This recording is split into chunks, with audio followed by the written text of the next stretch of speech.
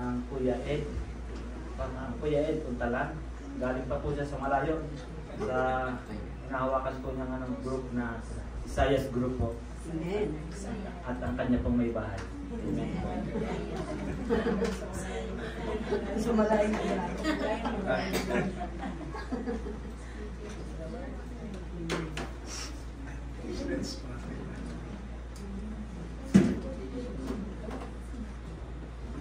Amen. Isa po mapagpalang umaga po sa ating lahat. Amen. Isa po karangalan at pagpapala ang makadalaw po dito sa Day Spring. Amen. I know na pangalawang beses ko nang pupunta rito.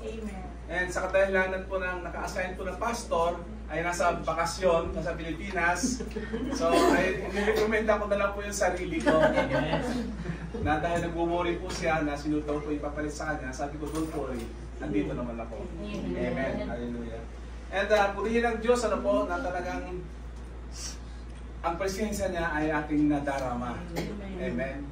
Nadarama doon pa lang sa devotion, sa ating pag-aawitan. And I pray na pati po sa pakikinig ng kanyang salita ay patuloy na mangungusap ang banal na Espiritu. Amen? Hallelujah. And sa umaga pong ito, itutuloy po natin yung ating thematic dito sa book of 2 Peter.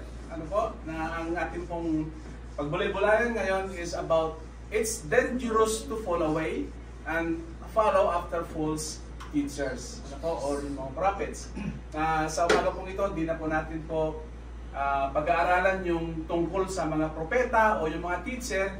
Dito po tayo mag-focus ngayon kung ano po yung danger, kung ano po yung kahinatnan, yung mga nagpo-fall away o yung mga nagpo-backslide or even yung mga Kristiyano na hindi pa po nakakakilala. Amen. Kung sino po sila sa mata ng Diyos, and sila po yung mga prone o sila po yung mga target ng mga false teacher. Amen. Hallelujah. Pwede po tayo tumayo, basahin po natin yung ating verse. 2 Peter 20, chapter 20, verse 20 to 22. 1, 2, 3.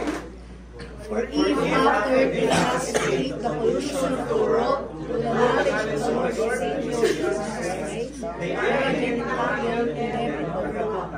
The latter end is worse for them than the beginning. For it would have been better for them not to have known the way of righteousness, than having known it, to turn from the holy commandment delivered to them. But it has happened to them according to the true proverb. A dog returned to his own vomit, and a soul have been washed to her wallowing in the wind. Father God, thank you. Salamat po, Panginoon God. Hallelujah. Sa word na binasa namin, Panginoon. Lord, sa umaga nito, God, hallelujah, nagpapasalamat kami, Panginoon. At patuloy ka namin, God, sasambahin, itataas, dadakilain mo, God, ang iyong pangalan. Salamat po, Lord, sa Banal Espiritu na pinaranas mo sa amin, starting pa lang po ng devotion, hanggang sa aming pag-aawitan. And Lord, I pray na patuloy na mangusap ang Banal na Espiritu sa bawat isa sa amin, Panginoon. Lord, I acknowledge that apart from the Holy Spirit, I am nothing, Panginoon. Apart from you, Lord, I am nothing, God. And Lord, tonight, O God, ikaw po ang may taas. Baba mo lamang po ako, Panginoon. Gamitin mo ako, Lord, as your vessel. And Lord, even me, Panginoon, will be taught, ay matuturuan mo, God, sa umagang ito, God, in Jesus' name. Salamat po, Lord, ihanda mo, Panginoon, ang aming spiritual understanding, ang aming mga tenga, especially, Lord, ang aming mga puso, Panginoon, upang ang iyong salita, ang aming marinig, Lord, ay tumimo sa aming mga puso. Because, Lord, I know, God, as your word, that what's the abundance of the heart, the mouth will speak. Ito po yung makikita sa aming Panginoon. So, Lord, sa umaga ito, let your word, hallelujah, ay siya talagang mag-grasp namin, Lord, maintindihan namin ang bawat salita mo sa tulong ng iyong banal na Espiritu. Salamat o God, itong aming nagkakaisang panalangin in Jesus' mighty name. Amen. Amen. Hallelujah. Hallelujah. Introduction po. Ang sermon po na ito ay book po ng 2 Peter with 22 verses. Amen. Highlighting that we are living in a time where the church pulpits are filled with irreverent. Amen? Na obvious po in our time or in the time po ni Peter nung sinulat niya ito, na nandun po marami pong lumalabas na mga false prophet, false teacher. Amen? And even po sa ating generation ngayon, na nandun po yung sexually unrestrained, destructive heresies, and deceitful prophecies. Amen? Dahil sabi ko nga po kanina, very obvious dahil alam po natin na isang pastor o isang prophet claiming that he is the appointed son of God, pero ang Lord in-expose niya ito. Amen? Na now, lahat po ng kanyang hidden agenda, it was being exposed. Hindi lang po sa Pilipinas, even po sa United States, at now, talagang hinahabol na siya ng batas. Dahil po sa kanyang mga ginawa. Amen? He is truly a false prophet, a false teacher. Amen. So far, sabi po dito, we have been blessed by God through the following messages. Po, sana mga previous po nating mga topic, ito po, the things worth knowing about false prophets and teachers. Ito po yung ating week 1 dito sa 2 Peter. And God's judgment and deliverance. The self-willed life and impending death of the ungodly. Amen? And last week, ito po yung ating tema at pinag-aralan, the sins and charms of false teachers. And now, ang ating pong pag-aaralan ngayon is about, in the 2 Peter 2:20-22, it's about under the topic, it's dangerous to fall away and follow after false teachers. Amen? So, ibig sabihin po, no, yung tema po ngayon is for us. Hindi po para sa false prophet or false teacher, but basically, ito po yung para sa atin. Sa ating mga Kristiyano, or what we will do, or assessment po para sa atin, or maybe it will give us rebukes dahil po ang mga nakasaad dito ngayon ay ginagawa natin o yung nangyayari sa ating mga buhay. Amen? Hallelujah. Sa atin po pagsisimula, the topic will be presented with the following questions in mind. Amen? Ito po yung ating topic po. All is questions in mind. Ibig sabihin po, it is for us. Amen? It is for us. Who are the people who escape the pollutions of the world? Sino daw po yung mga taong ito na they have been escaped from the pollution of the world? How were they able to escape from the polluted world and join into the community of Christianity, of believers? Amen?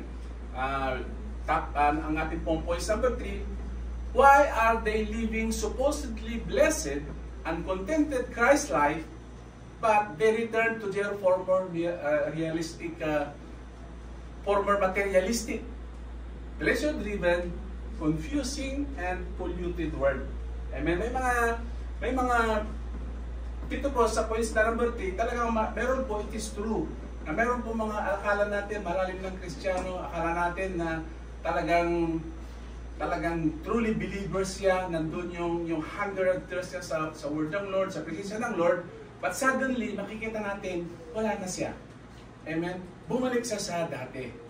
Ito po yung ating third point. Ang fourth point po natin is, what are the dangers of falling away? Amen? Ano po daw yung danger ng ating mawalay o umalis po sa ating pagiging Kristiyano or pagiging born again? And napupunta po tayo, we have been, nadala po tayo sa false prophet or sa false teachers. Nadala tayo sa kanilang matatamis na salita. Amen? At mag-i-start na po tayo sa ating question number 1. Okay? Sabi dito, who are the people who escape the pollution of the world? Sa Tagalog po ng pollution, ano po ba yung pag sinabing pollution? Toxic. Ito po ay polluted, o yung crowded or marumi. Amen? Na nandun yung, pagka sinabi ko si crowded o marumi, talagang marumi, mabaho. Amen? Na ano, kaya mo dito ni Peter, after they have escaped the pollution of the world, Peter was showing how spiritually polluted the world was. Amen? Now, he was trying to picture the people who were rolling in dirt. and were wholly polluted and defiled. Amen. Ang gustong pakita sa atin ni Pedro, even sa ating generation ngayon, na yes, we see people, they are well-dressed, na talagang maayos ang itsura, malinis, magarang kotse o magandang trabaho. Pag tumindig, talagang straight body. Yung outside appearance, wala kang masabi. Kundi ang kisig, ang ganda, ganoon po ang ating makikita. Pero sa spiritual realms, they are rolling in dirt. Sila po pala ay gumugulong lang sa putikan. Or sila po ay dirty. They are wholly polluted and defiled. Sila po ay mabaho or sila po spiritually ay kadiri yung ayaw mong hawakan. Nandidiri ka. Amen? Yun po yung explanation po ni Peter sa mga tao po, sa mga even maybe they are unbelievers or maybe they are believers before but they fall away. Amen? So, ibig sabihin dito, so tabi po dito, the Bible describes these people as follows. Ito daw po yung kung paano i-describe ng Bible kung sino po yung mga spiritually rolling in dirt. Amen? Nasabi ko nga, sa itsura pa lang, malinis, makisig, talagang makikita mo, hahanga ka sa kanya, but spiritually, sila po ay marumi. Amen? Hallelujah. These are the people po. The Bible describes these people as follows. They are lost. Amen? Sila po ay kabilang sa mga nawawalang tupa. Sila po yung mga kumalas sa kanilang shepherd. Amen? Sila po ay umalis. At sabi po dito, as we are like sheep have gone astray. We have turned everyone to his own way. Tinalikuran po niya ang congregation, tinalikuran po niya ang salita ng Diyos para lamang po masunod yung kanyang kalooban. Amen. These are the people. They are lost. Amen. Pero sabi po sa Isaiah 53:6, sabi po niya, and the Lord has laid on him the iniquities of us all. So, ibig sabihin po, there is hope po sa kanila. Though they are lost, they are rolling in dirt, we can do something for them. Amen. Tayo po na mga Kristiyano, tayo po na mga disciple ng Lord, believers, born again Christian, tayo po yung gagamitin ni Lord para iahon po sila doon sa polluted world. Amen? Dahil po ito po yung pangako ng Lord, kaya binigay po ng Diyos Ama ang kanyang bugtong na anak para po sa lahat. Hindi lang po para sa atin, para sa akin, para sa lahat po. Amen? So yun po yung isang pan po natin, that they are lost, but we have something to do with them. Amen po? Na aabutin natin sila. Letter B, they are spiritually blind. Amen? Maybe they are blinded with the relationship na gusto nila. Maybe may divorce na siya, may asawa na siya, but still, meron siyang gustong i-pursue, and they were blinded by their heart. Amen? Because heart is deceitful. So, ang salita ng Lord ay nababali. Amen? Hindi natin na-obey. Because we are spiritually blind. Sabi po sa 2 Corinthians 4, whose mind the God of this age has blinded, who do not believe, lest the light of the gospel of the glory of Christ, who is image of God, should shine on them. Na instead ng makita sa atin ay na tayo ay nagniningning dahil sa salita at grasya ng Panginoong Hesus, hindi po yun ang nakikita sa atin. Negatively, we are spiritually blind.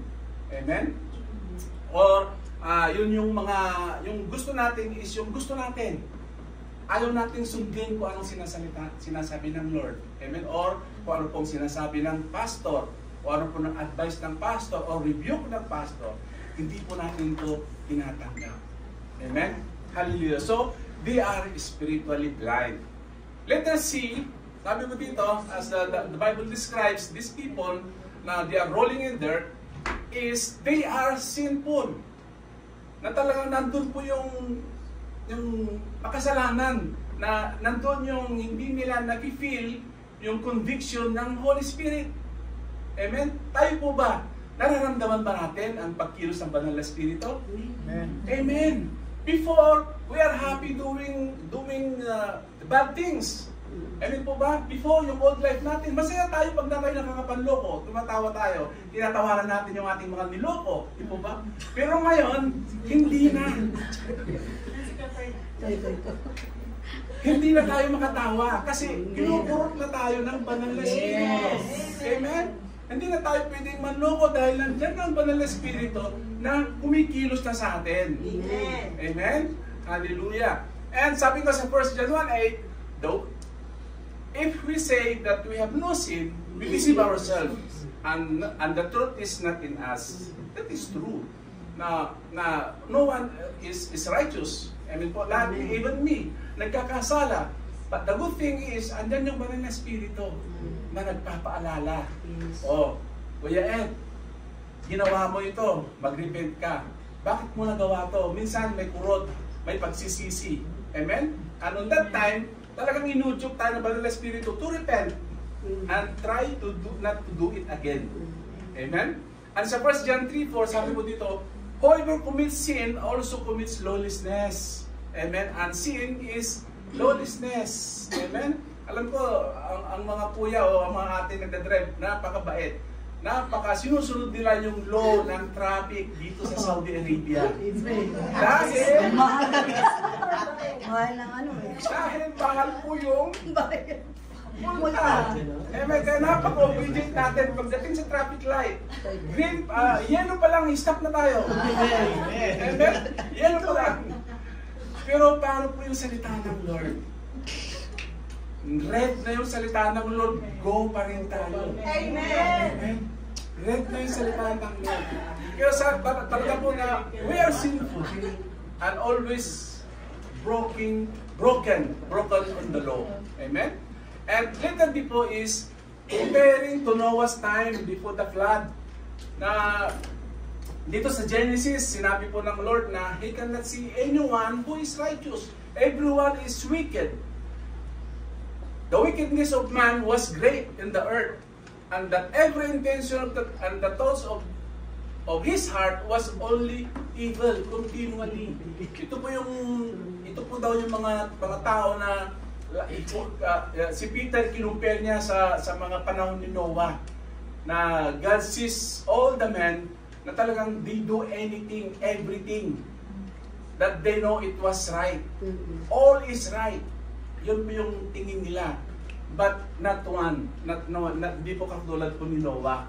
Kaya siya po yung napili na gumawa po ng ark. Amen?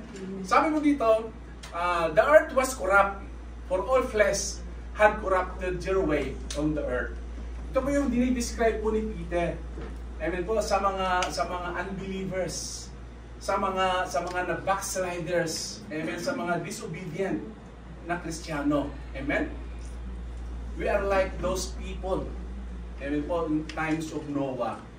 Letter E, sabi mo dito, Jesus said that the world will be much the same in wickedness before the returns to set up His earthly kingdom. Ito po yung sinasabi po sa 2 Timothy na but knows this, sabi po ni Timothy, that in the last days, perilous time will come, for men will be lovers of themselves. Amen po ba na yung panahon po natin, nakikita natin po ito. Lovers of themselves, lovers of money. Maybe meron po tayo nito. Amen, basahin po natin kung ano po yung sinabi ni 2 Timothy na unknowingly, nagagawa pala natin. Ginagawa pala natin. And that meaning na we still rolling in dirt. Amen? Kung hindi natin po ito matanggal. What are these?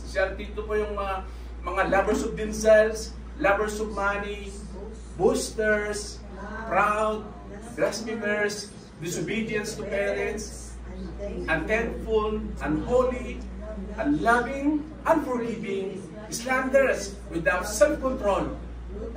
brutal, despisers of good, traitors, headstrong, haughty, lovers of pleasure rather than lovers of God. Amen? Napalakas po yung basa ko dito sa self-control. Dahil talagang mahirap po itong ma-overcome. Amen? Yung without self-control. Ewan ko po ba yung ito palagi sa nire-review palagi ako ni ate pagdating sa self-control.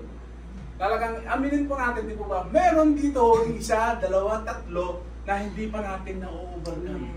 Amen? Pero sabi ng Lord, kailangan natin itong i-overcome. Dahil ang Lord naman, hindi man, when you accept Jesus as our Lord and personal Savior, we have been a new creation.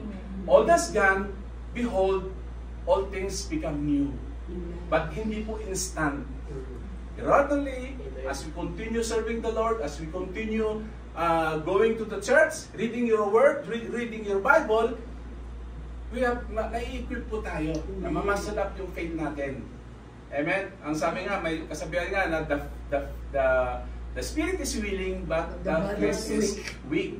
So kailangan yung personal desire natin ay talagang nandoon yung malakas tayo sa control. Self-control, number 1. Amen? At lahat po ito, very, very obvious po na nangyayari. Lovers of pleasure rather than lovers of God.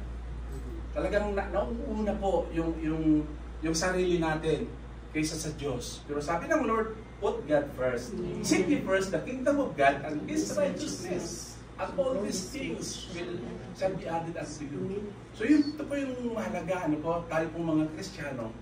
Amen. But for those, hindi pa po nakakakilala, for those na umalis, hindi na natin nakikita, it is our duty na abutin po sila. Amen. Because they are rolling in dirt, not like us. Tayo po ay nakawala na. Amen. Nakawala na tayo, nakabalaban na po sa atin yung katwiran ng ating Panginoong Hesus. Amen. Hallelujah. Tapos na tayo sa question number 1. Who are the people who escaped the pollutions of the world? These were the people who were rolling in dirt and were wholly polluted and defiled. Because they were spiritually lost, they were spiritually blind, they were lawbreakers, they were lovers of themselves. They were the prime targets of the false prophets. Amen? Ito po yung madaling mahikayat. Ito po yung madaling maniwala sa mga false prophet na existing ngayon. Amen? Especially now, meron na pong sumasamba kay Satanas, di po ba? Meron na. So kailangan be very aware po tayo. We must know, we must read the Word of God para alam po natin hindi po tayo madaling ma-deceive. Amen. Hallelujah. Question number 2 dito. Who were they able to escape from the polluted world and join the community of believers? Amen. Sino pa daw po yun? Hallelujah. Yung mga naka-escape sa polluted world and join the community of believers. Note number 1, sabi mo dito, the Christian community has different views. Meron daw pong dalawang klase ng Kristiyano. Regarding the people who escape, saved from the pollutions of the world through faith in the Lord Jesus Christ and the prospect of falling away. Amen. Hallelujah. Ito po yung first view. Sabi mo din, meron po dalawang different views. First views, they do not refer to born-again believers because of God's assurance of salvation and protection. Kaya lamang po sila umattend or kaya lamang po sila nakilala because of the assurance of salvation. Because of the doctrines na on their old faith, nandun yung once you are saved, you are saved. But there is no transformation. Ito lamang po yung pinakahawakan nila. Na sabi po dito, those believers, because what they believe is God's assurance of salvation and protection. Sabi po na 1 Peter 1:5, who are kept by the power of God through the faith of salvation, ready to be revealed in the last time. Pero ang Lord, nire-reveal niya ito. Those Christians, and the word Christians, but in their heart, when they accept Jesus as their Lord and Savior, it's only from their mouth, not in the heart. Amen? Ito po yung mga klase ng Kristiyano. Ito po yung first view. They also believe in 1 John 2, verse 19. They went out from us, na nakakasalamuhan natin sila, but they were not of us. For if they had been of us, they would have continued with us, but they went out. Amen? Na sila po yung mga Kristiyano na akala natin po ay believers na sila, but they have this hidden agenda. Naghahanap lang ng babae, o yung iba naghahanap ng guwapo. Amen? Yung po yung agenda nila. Ang agenda po nila is mayroon pong free food. Dahil dito sa Mexico, masarap ang pagkain. Amen? Maraming Sharon. Hallelujah. Pero ito lamang po ay ang sinasabi lang po dito yung first view. Amen po, yung mga Kristiyano ito na they profess na sila po believers, but in their action or sa kanilang pananampalataya, mababaw po. Amen? Hindi po to malalim. Madali po silang mag-sway. Kaya po sila nawawala. Amen? Hallelujah. And the second view is this. Ito na po yung para sa atin. Amen? They refer to born-again believers as supported by Hebrews 6:48. Kung babasahin natin po itong verse na to, mahaba. Pero babasahin ko po. Amen. Hebrews 6:48. For it is impossible for those who were once enlightened and have tasted the heavenly gift and have become partakers of the Holy Spirit and have tasted the good word of God and the powers of the age to come, if they fall away, to renew them again to repentance. Since they crucify again for themselves the Son of God, and put him to an open shame.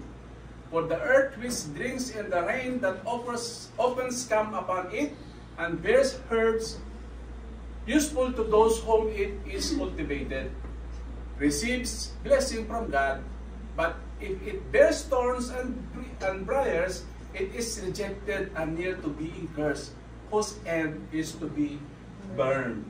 Amen. Ito ay pa natin ito, i-expand po dito ng mga points po natin, so points po natin.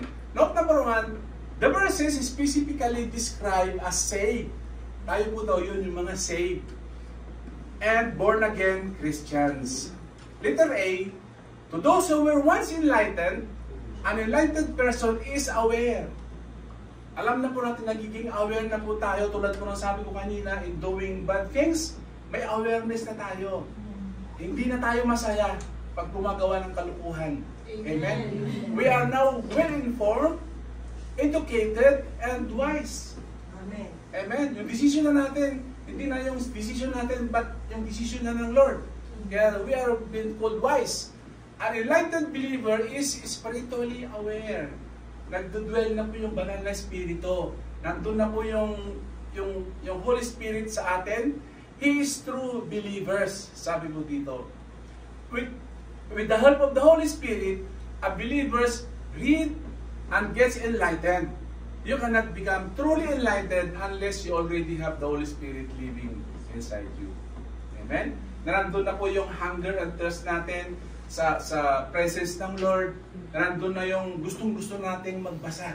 Gustong-gusto na nating malaman pa mismo kung ano ang buhay ng ating Panginoong Hesus. Amen? Amen po, ito po yung letter A. Letter B, become partakers of the Holy Spirit. You cannot be a partaker of the Holy Spirit unless you are saved and born again. Amen? Only true believers in the Lord Jesus Christ receive the Holy Spirit at the time of His conversion. Nung tinanggap po natin ng Panginoong Hesus, andyan na po, nag-indwell na yung Holy Spirit. Kaya on that spot, dito sa pulpit, kung dito ka nakakilala, you receive Jesus as your Lord and personal Savior. When you go home, hindi na po yung ikaw na old self. Andun na yung nag-i-start na yung iyong transformation.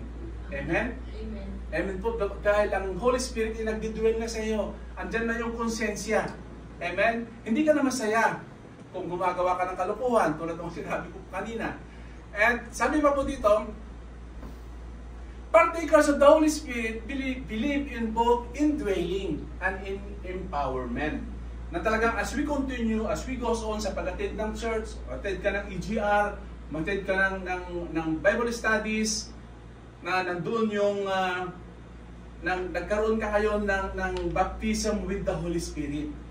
Ini-empower ka na ngayon. Those things na hindi mo masurrender, those attitudes, character, na mahirap mong alisin, through the power of the Holy Spirit, nawawala ito. Amen? Amen. Ano ko lang po, through my experience, ako po isang sabongero, sugarol, nagpupunta sa casino, every vacation, present ako doon. At aminin ko po, na born again na ako, still, ginagawa ko po yun pag ako yung umuwi. Hindi man ako manginginom, pero yun nga po, talagang ayaw ko mang gawin, pero nagagawa ko pa rin. Pagdating ko sa bahay, first day pa lang, tumitilak na yung manok. Nalaman nila, dumating na si Ed. Andiyan na yung mga panlabang manok, naka-ready na. Magigising ako sa tilak ng manok. Amen? At doon po ang kahinaan ko. Pag nakita ko na yung manok, hinawakan ko na, ay, pupustahan natin to. Maganda to, pakisig. Amen?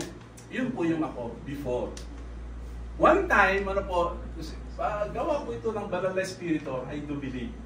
Sa sabungan, pinakita sa akin ni Lord yung alikabok, yung usok, yung laway na tumatalsik sa mga Kristo ng sabungan. Nagluludis dyan, kung ano-ano sinasabi. Ipinakita sa akin ni Lord kung gaano karumi yung lugar na yun. Yung usok, ginagawa ko pa nung, nasa baba ako ng rueda, malapit ako sa salamin. Naamoy ko yung usok, pinakita ni Lord yung mga laway na tumatalsik sa akin. Umangat ako sa isang level. Ganun pa rin, hinahabol ako ng level ng usok. Hindi ako makahinga. Hanggang sa umakit ako sa pinakamataas. Still, hindi ako makahinga. Yun ang pinaranas sa akin ng Lord. On that time, talagang napakalakas ng conviction na you're not supposed to be here. Kristiyano ka na. Nag-i-exhort ka na nga sa Bible study. Pero hindi pa ako nag-preach noon. Bible study, nag-i-exhort na ako. And yun po yung in-impress sa akin ng Lord. So, at that time, yun po yung last na punta ko sa sabungan. Amen? Praise God, dahil through the power of the Holy Spirit, for His empowerment, naalis ko yung pagiging sabungero. Ito naman po ngayon, pagdating ng gabi, doon naman sa casino kasi air condition. Sinastify ko pa. Siguro doon hindi na mausok. Siguro doon malinis na kasi aircon eh. Pumunta pa rin ako doon. Napakalakas ng demonyo sa akin. Dahil yun yung hilig ko po, yun ako noon eh. So pumunta ako sa casino. Bisahin po ang aking naranasan. Yung usok naman yon, sigarilyo. Yun naman po ang nakita ko yung layer ng usok. Umaangat. Hindi ako makahinga. Amen. At yun dun po yung last time na pumunta ako sa casino. Amen. So through the empowerment of the Holy Spirit, if we allow this, the Lord will transform you. Amen. Yung mga bagay na hindi mo kayang isurrender through the power and through the empowerment of the Holy Spirit, naaalis yun. Naniniwala po ba tayo doon? Amen. Na-experience ba natin yun? Amen. Amen. If you are truly believers, na-experience natin yun.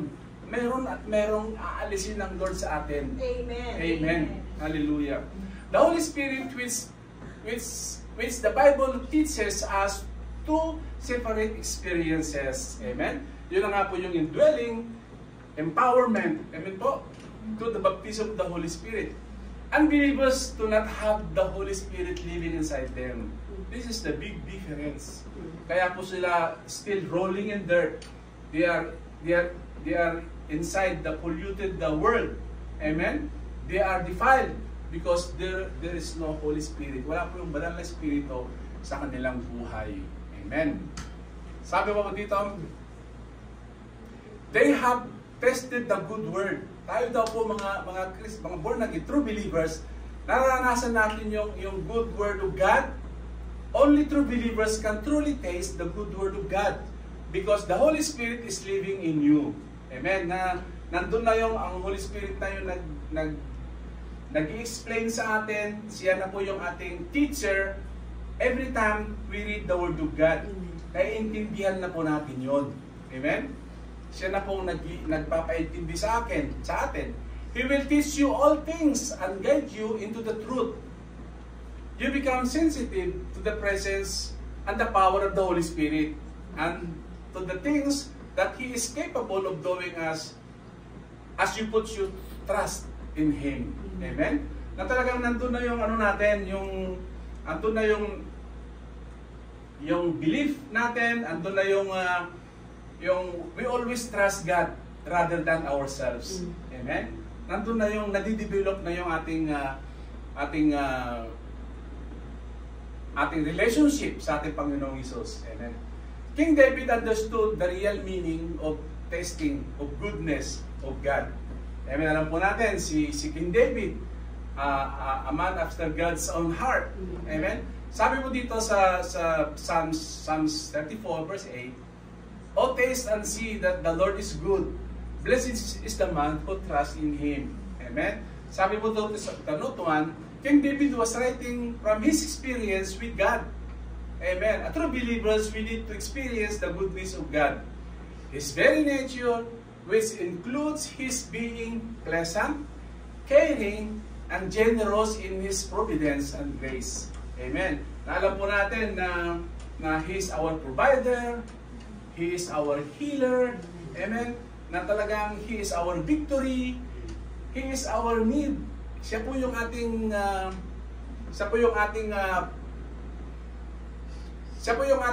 sandalan in times of need. Amen.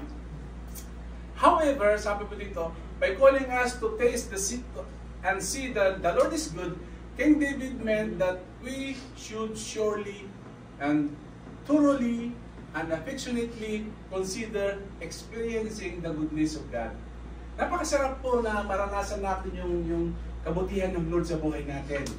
Na through our prayers, sinasagot niya ang ating panalangin. Di po ba? Di po ba napakasarap ng loob, ng kalooban, nakaka-uplift ng ating spirit? When we pray someone, talagang sinasagot ng Lord.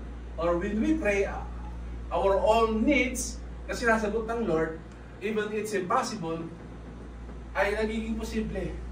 Amen? Because dahil po sa kapangyarihan ng ating Panginoong Hesus. Amen? Sabi mo dito, it is not enough that we find God to be gracious and generous benefactor to us. But we must find joy in His goodness, His infinite perfection, and boundless love. Amen?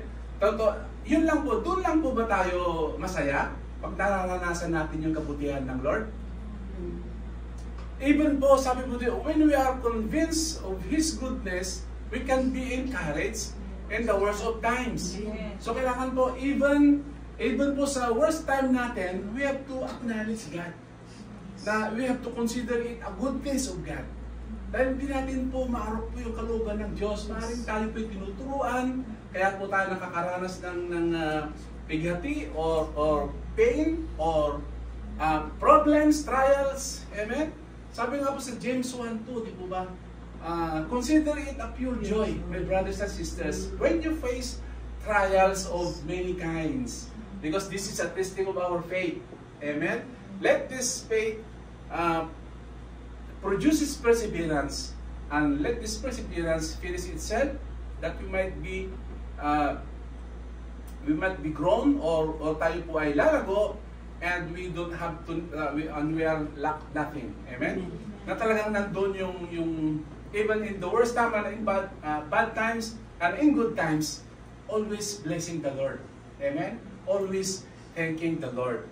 Ito po yung how we are able to escape from the polluted world and join the community of believers. There are two views. Amen? And I do believe we are one, na tayo po yung nasa second view. True believers. Amen? Tunay na born again. Hallelujah. And those in view 1, it is our duty for them na ma-equip po sila. They must see the truth, and that truth will set them free through our encouraging word, through yung ating pag-abot po sa kanila. Amen? Hallelujah. And what is the next question? Number 3 question na po tayo. Why are they living a Christian life and returning to their own worldly life? Bakit po may mga Kristiyano na sabi ko nga po kanina, malalim na pagtingin natin sa kanila, pero nawawala pa rin po sila. Amen? Bumabalik po sila sa dati nilang buhay. Sabi ko nga po kanina, anyone is in Christ, he is a new creation. And the old has gone. Pero dito po sa question na ito, why those Christians na sila po ay malaya na, pero bumabalik pa rin po sila. Bakit po? Number 1, why are they living a supposedly blessed and contented Christian life and returning to their former materialistic life? Pleasure-driven, confusing, and polluted world. People drift away from their faith in God for any or a combination of the following reasons. Ito po yung mga reasons. Bakit po may mga nagpapakislide? Bakit po may mga umaalis? Amen? Ito po yung letter A. Participation in religious activities is not strongly reinforced in home. Amen? Na itong mga kapatid po na ito, nakikita natin na talagang ano po sila, alam po natin na tunay silang Kristiyano, but only in the church. In their workplace, iba po yung pinapakita, hindi po yung nakikita. Or in their home, iba po ang nakikita. Amen? Dapat po tayo mga Kristiyano, kung sino po tayo sa pulpit, kung sino po tayo sa church, ganoon dapat po tayo sa hospital na pinagtatrabahuan natin. Dapat ganoon din po tayo sa ating pamilya. Even hingi ng pera yung magulang natin. Still, dapat nandun pa rin yung thesis natin. Nandun pa rin yung pag-uunawa. Amen. Amen? Tulad ng ni-exhort natin dito sa church. Amen po. And sabi po dito, letter B, promotion of new ideas and concepts that contradict religious belief. Being with people who think and act differently can change person belief. Amen. Karamihan po na iba pa naman po kaya sila lumalayo sa church o umaalis sa church, hindi po nila ma-insist yung kanilang gusto. Amen? Hindi po sila ma-insist yung kanilang gusto dahil ang gusto nila, yung suggestion nila ay masunod. Amen? Hindi yung kagustuhan ng Lord. Yung desire yung desire nila, gusto nila yun ang masunod sa church. Amen? And one thing more is, sabi ng Lord, dapat tayo po ang ilaw ng mundo. Di ba? Ilaw sa iyong trabaho, ilaw sa iyong mga kaibigan. But the thing is, na dapat tayo ang influencer sa kanila. But the problem is, tayo ang nadadala sa kanila. Na-influensyahan nila tayo. Amen? Kaya sabi po dito, being with people who think and act differently can change a person's faith. Dahil instead na tayo ang mag-akay sa kanila, tayo po ang inaakay. Amen? So kailangan specific po tayo dito. Bakit po maraming Kristiyano ang umaalis? Amen? Returning to their own worldly life. Amen po. Letter C, sabi po dito, questions regarding one's suffering and pain led some reject their religious belief. Pag nakaranas ng pagdurusa, pag nakaranas ng pain, matinding pagsubok, karamihan po ng mga kapatid nag-give up. Amen? Bumabalik sa dating faith nila o umaalis sa church. May problema, nakakahiya, shame yung nararamdaman na nila, ayaw na nilang umaten kasi nakakahiya daw siya. Amen? Yun po yung mga reasons kung bakit po nawawala po ang Christian. Bumabalik po sa former worldly life. Note number 1, sabi mo dito, people turn away from their faith because of false teachers. Isa rin po yun na may maririnig tayong mga preachings sa TV, sa YouTube, sa multimedia, sa Facebook, sa newspaper. Pag ito po yung nababasa natin and we are not, hindi po tayo full ng Word of God, Word of God, hindi tayo filled ng Holy Spirit, madali po tayong mag-swell. Madali po tayong mag-fall away. Amen? Kaya sabi ko dito, because who spoke great swelling words and emptiness, promising them liberty when they themselves are slaves of corruption. Sila po yung mga false teacher. Kaya dapat po, we must be very aware, ang banal na Espiritu ay nasa atin, and continually feed our spirit and our heart with the Word of God. Para hindi po tayo madaling ma-deceive. Amen? Dahil ang mundo po natin ngayon is full of deceivers. Mga pastors na sinasabi nila, yun nga sabi ko kanina, appointed sa lugad, pero nasaan sa ngayon? Amen? And even may isa akong narinig na sinusunod ko pa itong pastor na to, I follow his example. Minsan, ini-exhort ko din yung ini-exhort niya dahil nga po maganda. Pero one time, meron pa akong nabasa sa Facebook na different perspective, different yung interpretation niya sa salita ng Diyos. Sinasabi niya doon, si Yahweh daw is darkness. Kadiliman daw. Amen? And that is, mali po yung, I don't know kung edited yun or ano. Amen po, but still, dapat po maging spiritually aware po tayo sa ating pinapanood, binabasa, or ating pong pinapakinggan. Number 4 question. Ito na po yung last na question natin. Amen? What are the dangers of falling away and following after false teachers? Ano po yung mga danger? Sabi mo dito, the letter N is worse for them than the beginning. Pag tayo daw po ay nakakilala and then nag-backslide, kung isang demon lang ang nagdi-deceive sa'yo, magiging 7. Amen? Kaya ang mga backsliders po, mahirap pong bumalik. Amen? Kaya po sila mahirap pong makabalik. Dahil po katulad po ni King Saul, before na talagang filled siya ng Holy Spirit when he was anointed as king, nandun yung guidance ng Holy Spirit, nandun yung guidance ni Prophet Samuel sa kanya.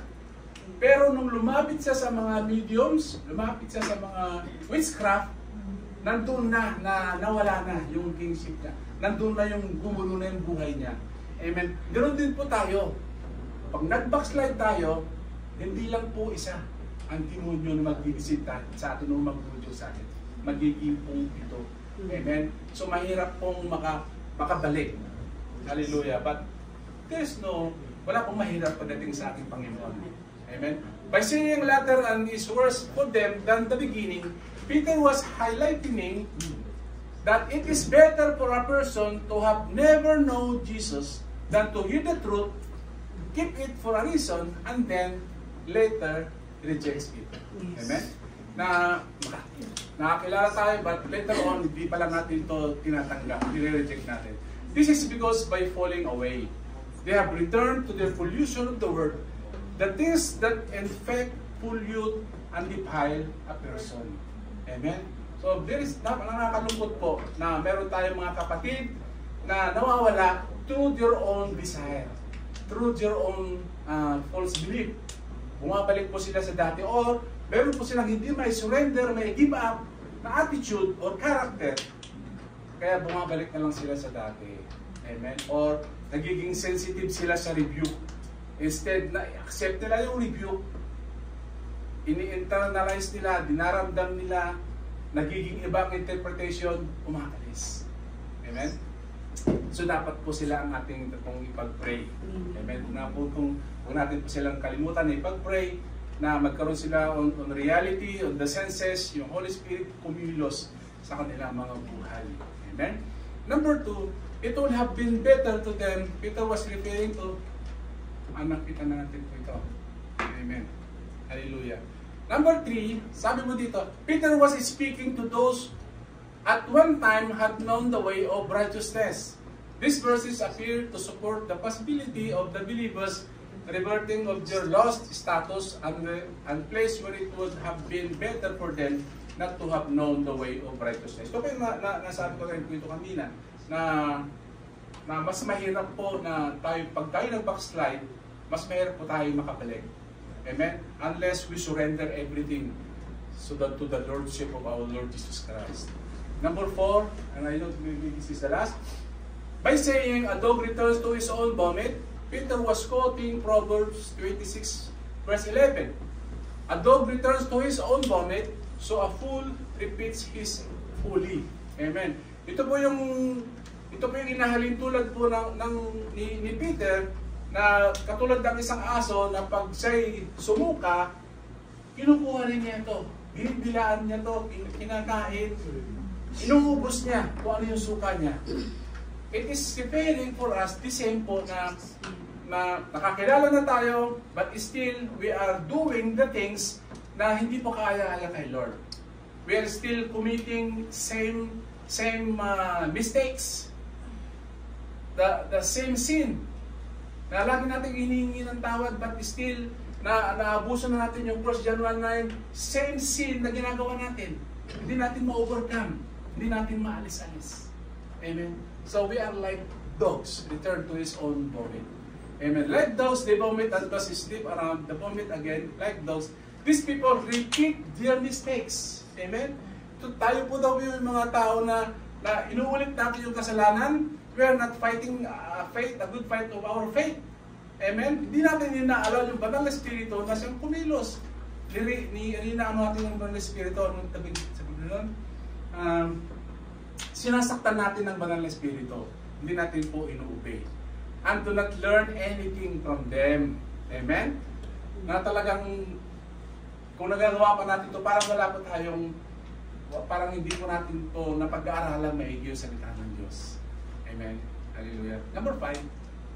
As so having was to her wallowing in the mire, Peter was highlighting the necessity of a transformed nature to break free from a sin. Dapat po tayo ay nalinis na ng dugo ng banal ng ating Panginoong Hesus. Dapat po truly tayo po ay tunay na malinis. Amen. Sabi mo dito, it's just a washed pig returned to the mud. An untransformed person returns to a sinful lifestyle despite his initial encounter with Christ, especially under the influence of false teacher. Alam po natin na, alam po kung ang baboy, kung paano po siya linisin at paliguan. Dahil yun po yung trabaho ko before, nung high school ako, may baboyan kami, ako po yung tagalinis, yung nanay ko naman ang tagapakain. Amen. At ang baboy na to, lininis ko na, inalis ko na yung mga dumi nila, pinala ko na, nilabas ko na, hinugasan ko na sila, and still, lulublob sila sa dumi. Bagong ligo, lulublob sa dumi. Dahil po, yun po yung kanilang nature. Amen. But for us, tayo po, hindi po natin dapat nature yun. Once we are cleansed, dapat cleansed tayo until the coming of our Lord Jesus Christ. Amen. Dahil po tayo ay nilinis na. We have been washed. We must not like the pig to return again to the mud. We are transformed. Amen? Na-transform na po tayo. So kailangan wag na po tayong mag-fall away. Dapat wag na po tayong bumalik sa dati. Amen? Dapat strong po yung ating faith na hindi po tayo madaling mag-sway. We are not be easily under the influence of false teacher. Dahil pag yun po tayo po yung target. Amen? Ng mga false teacher, false prophet. Sabi mo sa 2 Peter 2:12, but this, like natural brute beast, made to be caught and destroyed. They speak evil to the things they do not understand, and will utterly perish in their own corruption. Tayo daw po ay inahalin tulad, kung tayo po yung mga backslider, kung nagbabackslide, or planning na huwag ituloy yung ating pagiging Kristiyano, tayo po ay in danger. Tayo po ay parang isang brute beast, na ito po yung mga hinuhuli ng mga ngaso o yung mga sa bundok. Kapag nahuli nila, kinakatay ito at kinakain. So we are in danger. Amen? They do not understand and will utterly perish in their own corruption. So kailangan po, linisin natin yung ating sarili. Lagi natin ipag-pray na tulungan tayo ng banal na espiritu to overcome kung ano man po yung kahinaan natin. Amen? Dahil kung ano man po yung kahinaan natin, yun po yung kalakasan ng Lord. Yun yung kayang-kayang gawin once we surrender our life. Amen po? Sa ating Panginoon. Amen. Conclusion na po tayo. Meron po ba tayong naintindihan? Amen. Tayo po ba isa sa mga nag-backslide before or tayo yung may planong huwag lang ituloy dahil mahirap maging Kristiyano? Amen? No? Amen? Di po ba? We know the truth and the truth has set us free. Amen? Alam po natin. So dapat po, we must be the light of this world. Kung meron tayong kilala na still rolling on the dirt, they are in the polluted world, or they are a person defiled, tayo po ang gagamitin ng Lord. Amen? Allow the Lord will use us na bilang daluya ng salita, share natin yung word ng Lord. Amen? For them, na maalis sila sa polluted world na yun. Amen? Because now tayo po, we are so blessed dahil we continue, nandun po yung prayers ng ating mga pastor, nandun po yung guidance po ng ating mga spiritual advisors, nandun po yung kanilang panalangin. Amen? And for us, dapat po maging faithful po tayo kay Lord. Amen? So, the topic we have presented with the following questions in mind. Who are the people who escaped the pollution of the world? These are people who used to be spiritually lost, blind, and law-breakers. Na dapat po natin silang maabot, dapat po natin silang dalhin sa church. Amen? And how were they able to escape from the polluted world and join to the community of believers? They heard and understand the gospel and community of believers. Kailangan i-allow natin, natin sila, i-share natin yung word of God na maintindihan nila. Amen? They are the living, supposedly blessed and contented Christian life, are returning to their former materialistic, pleasure-driven, confusing, and polluted world. People drift away from their faith of several reasons, but one that is highlighted is in the 2 Peter 2, the convincing skills of the false teachers. Kailangan po, we must be well educated, amen, about these false teachers, o yung ating mga, alam po natin yung kalooban ng Diyos, amen, na dapat natin sundin. What are the dangers of falling away and following after false teachers? Those where a true life-changing faith will again be entangled in corruption. Na huwag po natin i-allow na tayo po ay changed person, new creation, huwag natin pong i-allow sa ating corrupted minds or corrupted heart na bumalik po tayo sa dati. Amen? Na i-allow natin yung Holy Spirit na siyang mauna sa atin. Making them worse of the end that they were at the beginning. Pag po tayo ay bumalik pa sa dati, it's better na hindi na tayo nakakilala. Amen? Dahil mas mabigat po yung parusa pag hindi po tayo nakaalis doon. Pag hindi tayo bumalik sa ating Panginoon. It would be better for them not to have known the way of righteousness than to have known it and then to turn their backs on the sacred command that was passed on to them, which is the word of God. So napakalaga po na kung ano po tayo ngayon, kung ano po yung ministry, ano po yung relationship natin kay Lord, lalo pa natin po itong i-level up. Amen? Huwag po tayo makontento yung sa ating faith. Always feed it. Lagi natin itong imamuscle up by reading the Word of God, by your meditation, by your prayers, and of course, sa ating pong pag-attend dito sa Days Faith. Tayo po yung tumayo at pinalangin.